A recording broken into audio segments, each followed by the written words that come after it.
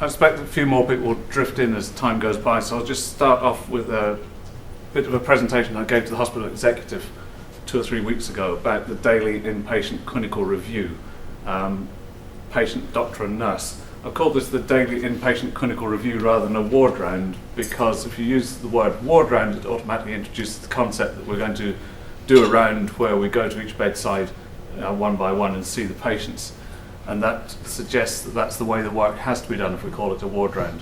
Whereas if we call it a daily clinical review, it's emphasising this is something for our patients, something that's needed for the patient for their clinical review, and that there may be different solutions than the traditional ward round.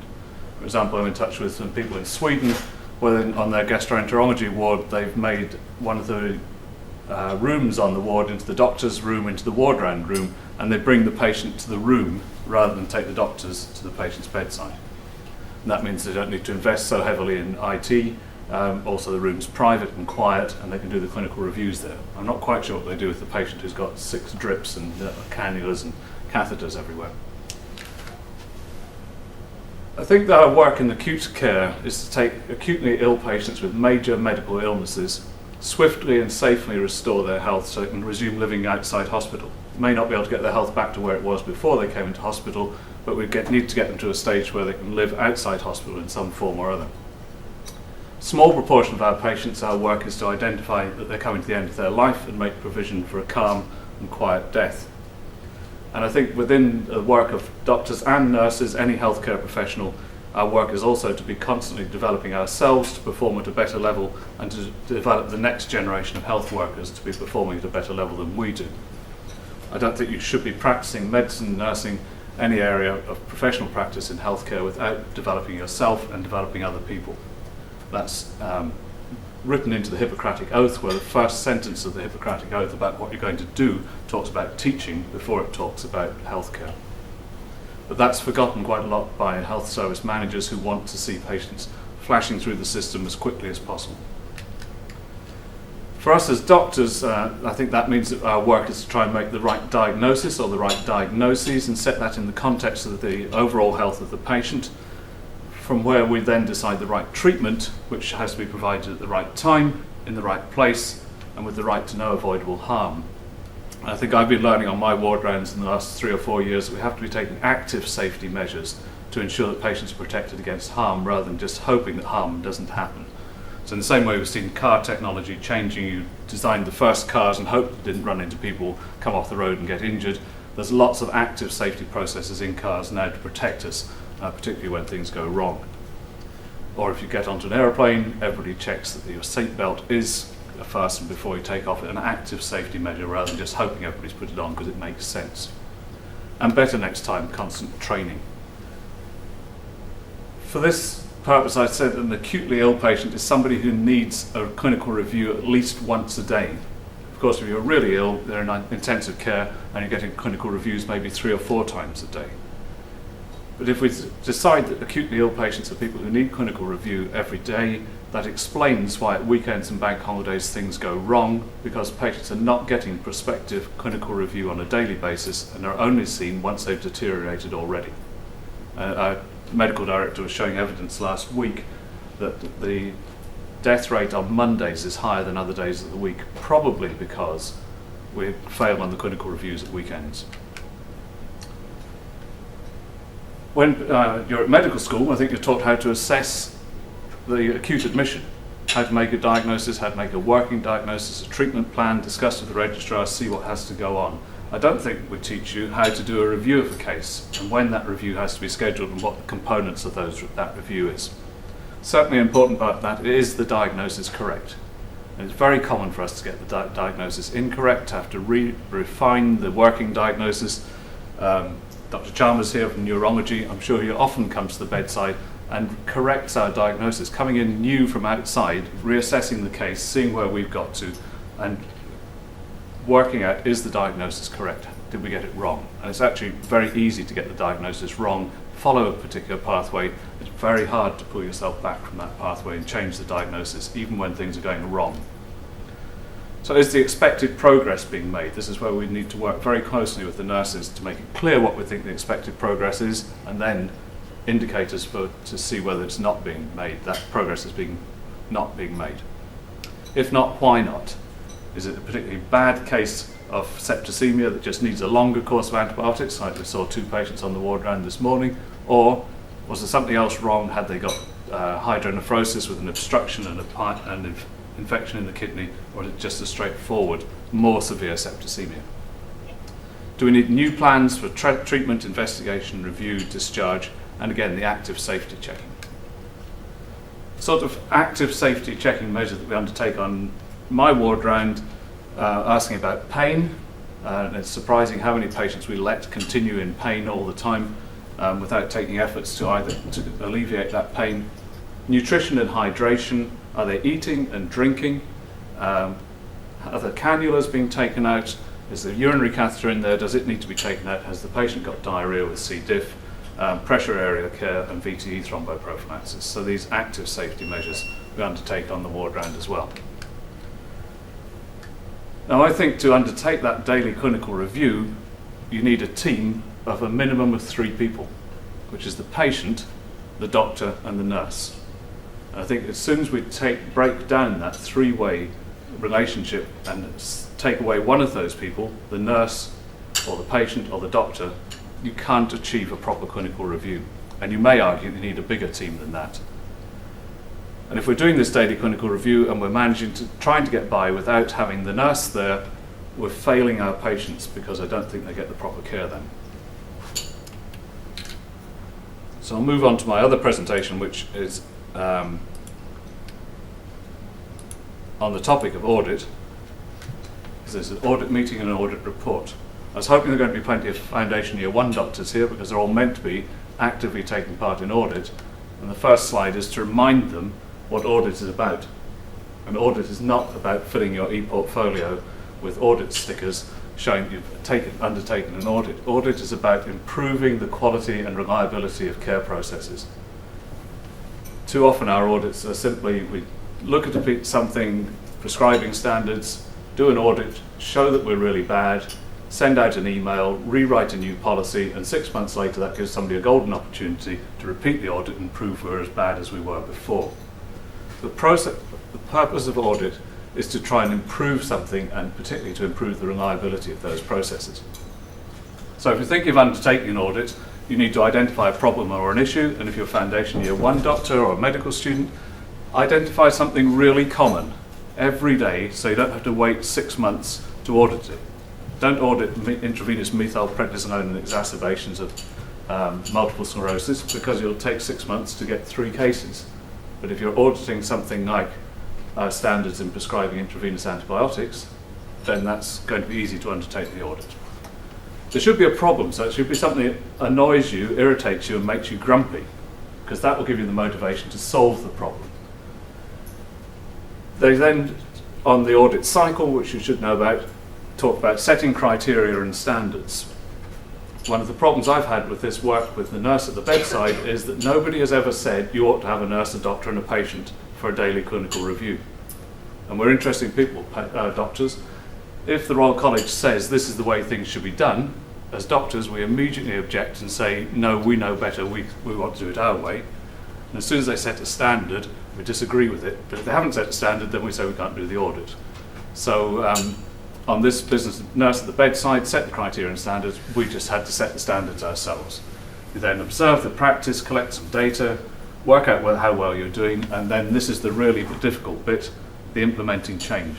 How do you make the change happen, and not just happen for 2 days, but happen for the rest of the existence of the healthcare services? So I'll take you through the story of this, identify the problem. I identified that we would often not having a nurse with us during the daily clinical review, either on the post-take ward round on the acute medical unit or up on our medical wards, which is Ditchling ward now. So if the nurse was often not there, that results in poor communication, poor decision making and wasted time. Quite often on our ward round we'll spend 3 or 4 minutes trying to work out whether the patient's continent, can walk and is not falling over and is safe to go home. And have 4 or 5 minutes conversation with the patient because the nurse isn't there, get nowhere, make a decision the patient can go home, tell the nurse at the end of the ward round once you find her and she says, oh no, she can't walk, she's not continent, she's unsteady. So we've wasted 4 minutes of conversation with the patient, and we've wasted the time having to have the second conversation with the nurse, whereas if the nurse had been there, she could have told us in 3 seconds that crucial information. So we're making bad decisions because we didn't have the information. And I can't understand the end of the bed folders and interpret that into whether the person can walk or not. This seems to be an international problem, as you can see, unless these are nurses, they're all the doctors standing around in the Far East reviewing their case, and they don't have a nurse there either. And it does seem to be an international problem, the relationship between doctors, patients and nurse during the clinical review. Set the criteria. This is where we had the problem. There's no criteria for ward rounds. There's no definition for a ward round, there's no definition for a daily clinical review, and there are no standards set. And this is one of the problems that we've had reporting our data, is because nobody says what should happen, people would say that our data isn't valid. And also, to get into interesting discussions, we tried to publish some of this data in the British Medical Journal, and they refused to accept it because they wanted a double-blind controlled clinical trial of one hospital where they had doctors and nurses at the bedside and another hospital where you didn't, to prove that there was a difference and that it was valuable to have the nurse there. Whereas if the Royal College of Physicians and the Royal College of Nurses had said you ought to have a doctor and a nurse there, the MJ would probably have accepted the paper. But if you're doing audits, you'll find if you put in an audit application to the audit department, they want national standards and guidelines, and whole lots of stuff. There's no national standards or guidelines. So I think I often revert to pragmatic, sensible guidelines that I come up with myself. And particularly with something that's irritating you and annoying you, maybe you want to audit the nighttime bleeps and what happens, and is the call valid or not, and are you wasting time answering bleeps? Come up with standards yourselves and forget about needing national standards, because your pragmatic thinking is often more valuable than a national standard. So then we had to observe practice and do some data collection, because if you observe your practice, collect some data, managers get interested because you've got some numbers, they like numbers. Hopefully that gives you some information, and through that comes knowledge and eventually some wisdom, so maybe I can understand better now why it's important to have a nurse at the bedside, because we've been through all this work. So since May 2009, when I started to use a checklist to help to run my ward rounds to make sure we weren't missing anything, one of the things we thought on the checklist was that the nurse should speak to us before we get to the bedside to tell us that the patient's fallen out of bed, banged her head and fractured the neck of femur. That we ought to have a nurse at the bedside to give us a report on the patient's progress and have a proper professional discussion with the nurse. And if neither of those had happened, we should be able to find a nurse and talk to the nurse and give them a report about what we'd said to the patient, however brief that was. So we included that in the checklist. Since then I've done, I've now done 138 rounds, but this was prepared earlier in the week. 138 post-take ward rounds. I've seen 1,497 cases, and it's taking us 15.4 minutes per case at the moment. It's getting quicker the last few months. Even on the acute medical unit, where we have higher nursing levels, we've only got a nurse with us now 69% of the time. So 30%, nearly one patient in 3, there's no nurse there whilst you're going through the complicated post-take assessment of the patient, discussion with the patient, the diagnosis, management plan, discharge arrangements. We were then able to find a nurse somewhere on the unit before we left the ward, another 25% of the time, so up to 94%. And 6% of the time undertook a post-take review of the patient and couldn't find a nurse to talk to at all. I said that there's been a change, so if you just look at the figures from June 2010, that's 84 post-take rounds, 802 cases, still 15 minutes per case. Nurse at the bedside gone up to 75%, and they had put in some extra healthcare assistants onto AMU and some extra nurses onto AMU because they'd realised this was a problem. Able to report backs now up to 24%, so 99% of cases are discussed with a nurse at some stage after the post-take review, and 1% unable to find a nurse, and that's when we go to outlying wards. So if we have to go to, well, not Beckett, because there's always a nurse on Beckett, but if we have to go to Castle Ward, sometimes you can't find a nurse, or Coombs Ward, you can't find a nurse, particularly at a weekend. So that 1% we haven't been able to eradicate completely. And this is because Dr. Legby set up a debrief meeting at the end of the post-take ward round. So the 2 or 3 consultants who've been involved on the post-take ward round go with the senior nurse, sit down in the handover room and talk through every case. So that's been a really valuable meeting. The social worker attends that as well. But that is pretty much headline. The person's come in with pneumonia, they're elderly, frail, they're probably going to be ready to go home in 4 days, but will need some social work, physio, OT assessment. But the actual detailed description with the patient about the diagnosis, management plan, isn't covered in that meeting. So that's a sort of stopgap method of making sure there's some communication, but it's not up at the level that I think is required for a daily clinical review, and particularly a post-take review.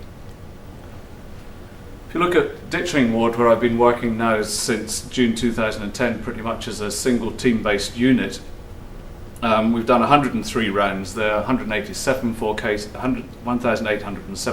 cases, and as you expect, quicker on review cases, 11 minutes. Actually, our review cases are probably much quicker than that, but whenever we get new patients coming up from AMU, it feels like starting all over again as if you're doing a post-take ward round. So often if we've got a patient transferred from AMU, it's back up at 15 minutes to go through all the notes and documentation, case review, bedside review. On ditching ward, our rate nurse at the bedside is only 62%. So nearly 40% of the time are doing a review without a nurse there, and this is consultant-led ward rounds, and my juniors tell me it's worse when they're doing the ward rounds by themselves the other 3 days of the week. And also not doing so well on able to find a nurse to report back to, so that's only adding 32% up to 94%. Having said that, that is better than when I was working previously, split between Ditching and Erringham, when 18% of the time we couldn't find a nurse to talk to at all. So I think this does show some value of the ward-based team. Now we work on one ward, we know who the nurses are, they know when our ward rounds are, we're managing better than before. So comparing with our standard, my standards, I'm able to find a nurse to report to at all, somewhere around 95 to 99%, but we're still running no nurse at the bedside between 25 to 31%. And if you remember earlier on, I said I thought we ought to be briefed before we went to the bedside by a nurse about the progress of the patient. That is almost 0%. So they'll only talk to us, I think, if something disastrous has happened to the patient overnight. They've had a hematemesis or something. Otherwise, they don't see us come onto the ward and say, right, I just want to update you before you discuss the cases, this and this has happened to the patient. After I presented the previous stuff to the executive team, they're happy for us to try and audit ward rounds in general around the hospital, and I'm trying to organise the Foundation Year 2 doctors, the Brighton students and the King's students to do a one-day audit of all the ward rounds to find out whether this is just my ward round and the nurses don't come on the ward round because they don't like me, or to find out whether it's a common problem. The implementing change bit of the audit cycle, that was, as I say, on AMU. They put in extra staff, and that has definitely made a difference with the nurse at the bedside up to 75%, and it actually feels more than that. The debrief meeting, that lifted the report back from 88 to 99%. On the ward-based team, consolidating all my beds onto one ward, working with one team of nurses, the nurse at the bedside unfortunately stuck 56 to 58%. My own opinion is that's to do with staffing levels and with the duties they expect nurses to do, rather than the willingness of the nurses to be on the ward round. This morning we saw 11 patients. We didn't have the nurse at the bedside on any occasion. They were doing basic human care for the patients, keeping them warm, fed, clean. They didn't have the time to be with us on the ward round. The no report backs dropped down to 3%. I took this data, I heard that the Royal College of Nursing were interested in what nursing levels on the wards, and Peter Carter, who's the Chief Executive of the Royal College of Nursing, the equivalent to the President, was talking about this time last year about his concerns that there weren't enough nurses on the wards to give basic human care to the patients and to give clinical care to the patients. So the nurses are having to spend all their time making sure that patients were out of bed, dressed, clean, warm, fed, turned over so they didn't get pressure area problems, and had their medications. So that's straying into clinical care, but there weren't enough nurses to provide clinical care on top of that. At roughly the same time, the President of the Royal College of Physicians came on one of my ward rounds to observe our work with checklists, and I spoke to Sir Richard Thompson and Peter Carter and said, shouldn't we do some work on this together? And fortunately we managed to get the RCN and the RCP sitting in the same room, and earlier this year in September they undertook a survey through the Royal College of Physicians and the Royal College of Nurses to see if we could find out if this was a problem affecting perhaps the whole of NHS, at least NHS England. So 1,513 consultant physicians answered a questionnaire, and this is on their perception of how often there was a nurse at the bedside. And you'll see that the perception is pretty flat, and some worrying stuff around about 6 and 7, where it's 40% of consultant physicians said that they weren't getting a nurse even 20 on a quarter of the patient reviews. So that looks pretty bad, and it looks pretty consistent with the information that I've got as well. Then they asked these consultants, how important do you think it is that you should have a nurse at the bedside? Because I'd heard some consultants saying it didn't matter having a nurse at the bedside. You can do a ward round just as well without a nurse as with a nurse. That's not the thinking of the majority of the physicians who answered this questionnaire. Vast majority of them were answering 1 and 2. Either it's essential or they should be there, should usually be present. So professional opinion is that this is the right way to undertake daily clinical review. The barriers, you could tick a number of boxes on the barriers. So what were the reasons that nurses can't be there at the bedside? And a lot of physicians reporting the same as I'm saying, the nurses are too busy responding to basic human care needs of the patients. Which also equates pretty much obviously with not enough nurses. Not seen as a priority by nurses, scoring quite heavily, not seen as a priority by management, also scoring quite heavily.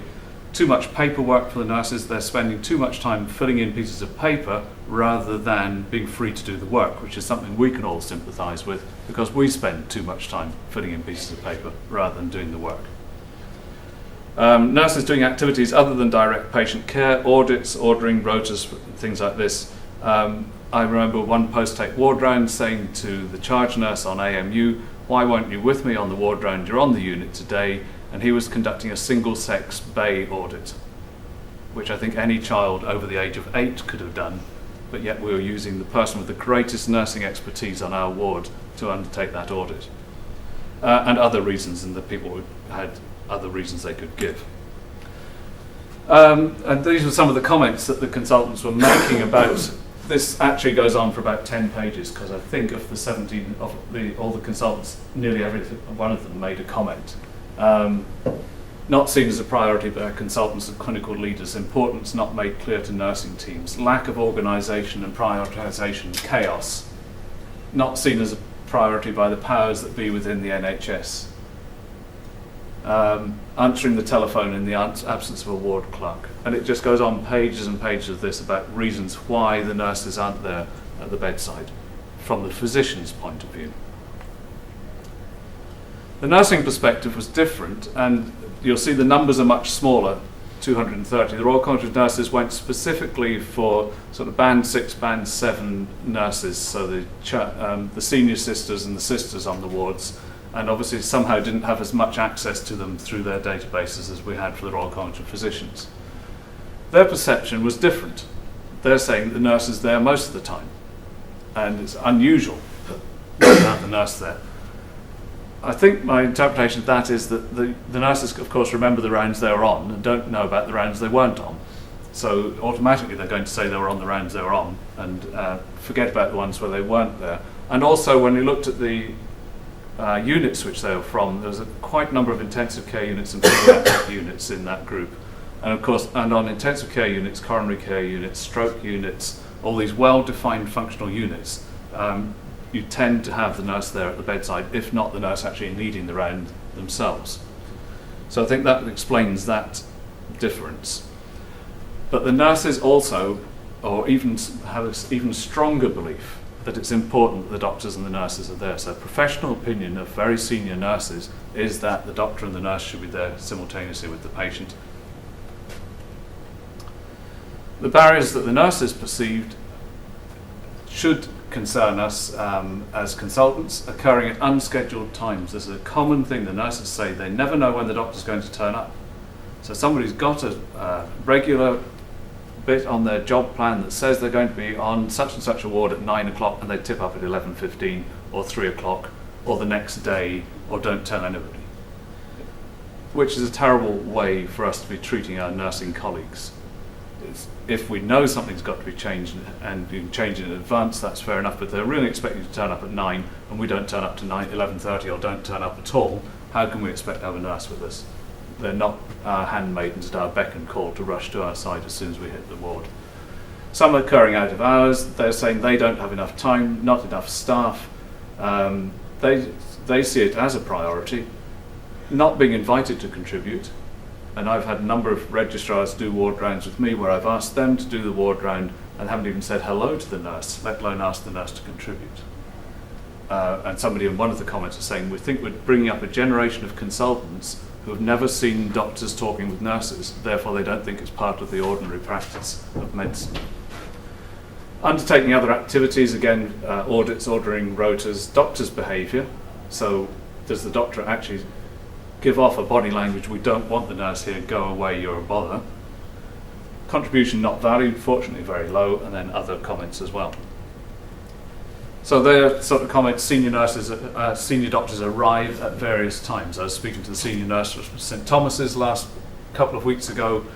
She goes and spends time on her ward every Friday afternoon, even though she's the director of nursing. And the first Friday she was there, 7 consultants arrived simultaneously to do a ward round. So they're now told when they can arrive and how much time they've got, and it's timetabled and they arrive in succession, and it works better.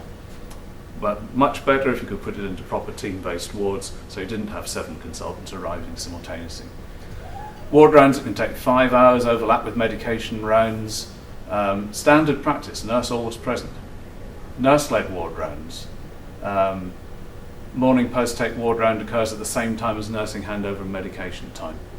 So again, lots of realistic barriers that we can see and understand as to why a nurse might not turn up at the bedside. I was just sent this model about 3 weeks ago from Atlanta in America, where they decided they were going to reform the organisation of their wards. It's very similar to how we used to be in medicine here. We used to have 6 or 7 wards, 6 or 7 consultants, patients on every ward, and you remember we changed to ward-based teams. If you have ward-based teams, then you don't have so many consultants coming around. And they did this starting as recently, I think, as October 2010 or something, just had a new approach. Each consultant has a ward, and then they've scripted what should happen during the daily clinical review. Now, we'd feel lucky a lot of the time if we had, well, we'd feel extremely lucky if we had a registered nurse and a rounds manager who's another nurse who's just about to get the next patient ready to sort the things out. And we'd feel really pleased if we had a pharmacist, and fantastic if we had a social worker there at the bedside as well. So it looks like there's more people there than we've got, which is certainly is true. But what impressed me about this way of displaying it is that it's saying once you got into the room and you're by the patient's bedside, who is going to do what are they going to say to each other, and when are they going to say it, and how quickly are they going to say it. So if you were the foundation year 1, your job was to go in, introduce everybody, say what the current problems were, look at the problem list, tell them about any interval results that have come through. The nurse is going to say what's happened overnight to the patient, give an update on the vital signs, and do the active safety checking. And it all flows through on a timescale. They're seeing 22 patients in an hour on this basis, and they think they're giving better care than they were before, and that the whole day then flows through and things happen. And I just thought, when I look at what happens with my team, my registrars, my SHOs, my F1s, we do a ward round. It takes us a long time because we don't have the information. We make bad decisions because we don't have the information. And then the juniors spend the whole of the rest of the day talking to the people who should have been there to get things done that don't happen. And maybe if you have a sort of revolution and put this in, I don't think we could get it down to 3 minutes a patient. Maybe we could. Certainly wouldn't get it down to that straight away. But if we were saying, well, this is really high priority at the beginning of the day, the consultant will hit the ward at 9:30, we'll be off by 11 and we'll have done all that really things might change around.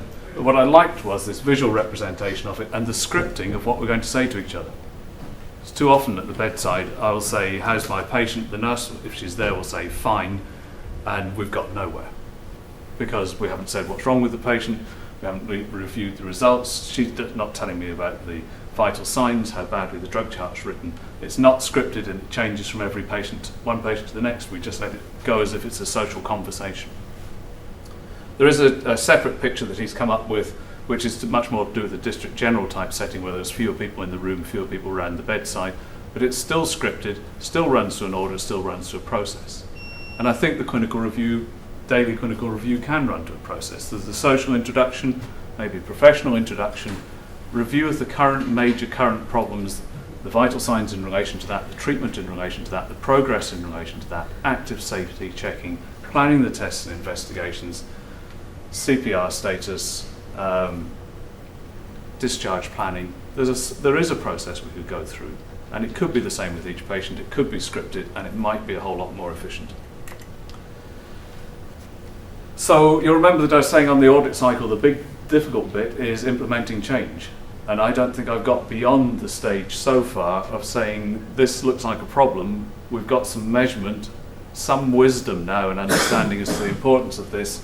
How on earth do you then get it to change both in this organisation and perhaps throughout the NHS, maybe further afield as well?